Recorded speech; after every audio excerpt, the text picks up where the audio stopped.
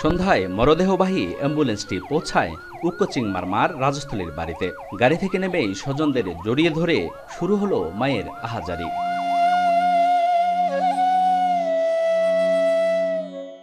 নিজের একমাত্র সন্তানের মৃত্যুতে বিলাপ করতে করতে বারবার মূর্ছা যাচ্ছিলেন মা তেজেপ্রু মারমা। হতবিহ্বল স্বজনেরাও ভেঙে পড়েন কান্নায়। মাইলস্টোন ট্র্যাজেডিতে একমাত্র সন্তান উক্কচিং মারমার দগ্ধ হওয়ার খবর পেয়ে ঢাকায় ছুটে যান শিক্ষক দম্পতি উসাইমং মারমা ও তেজেপ্রু মারমা।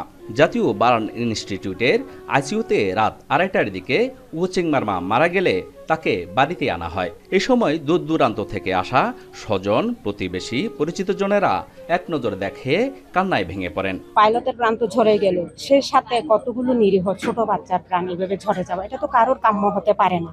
এই ঘটনাটা আমাদের পার্বত্য অঞ্চলের সকলের মনে একটা নাড়া দিয়েছে। আমাদের এলাকাবাসী অত্যন্ত মর্মাহত। আমরা তার পরিবারের কাছে এসেছি সমবেদনা জানাতে। একমাত্র নাতির আকস্মিক এই মৃত্যুতে ভেঙে পড়েছেন দাদা কংলাপ্রু মারমা।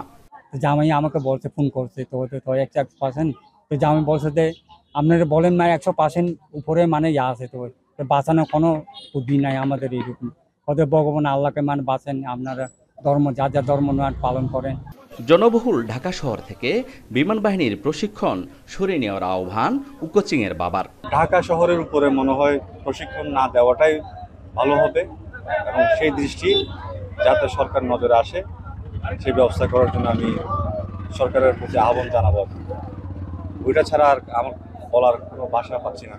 দুর্ঘটনায় আহতদের সর্বোচ্চ চিকিৎসা নিশ্চিত করা এবং নিহতদের পরিবারকে যথাযথ ক্ষতিপূরণ দিতে সরকার দ্রুত কার্যকরী পদক্ষেপ নেবেন এমন প্রত্যাশা নিহতের স্বজন ও স্থানীয়দের।